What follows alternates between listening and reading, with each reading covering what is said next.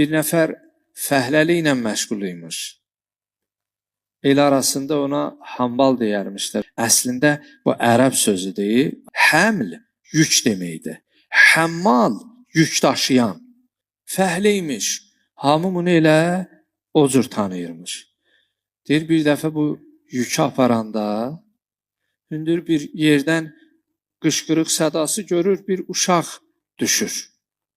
Elə bir kəlmə deyir, Allah saxla. Qulaq asanlar başqa cür başa düşə bilər, amma bu canlı olan bir hadisədir. Həmin şəxsin qəbri də var, elə Təbrizdə də hal-hazırda hər kəs maraqlana bilər.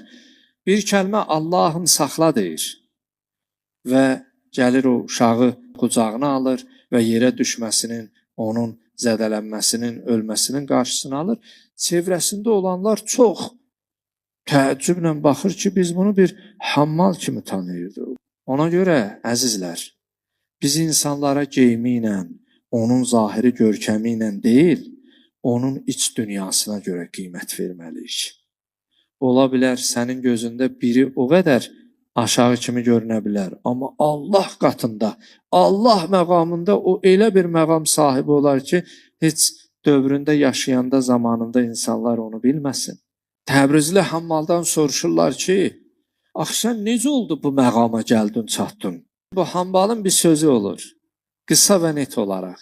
İnsanlar bəzən o qədər nitqli, fəsahətli, bəlağətli, insanın ruhunu sirkələyən ifadə işlədər. Çünki onu tam varlığı ilə yaşayır. Sadə bir söz deyir. Deyir, burada axı niyə təəccüb edirsiniz? Bu vaxta qədər Allah nə deyib mən eləmişəm, indi mən dedim Allah elədi. Subhanallah. Burada axı təəccüblü nə var?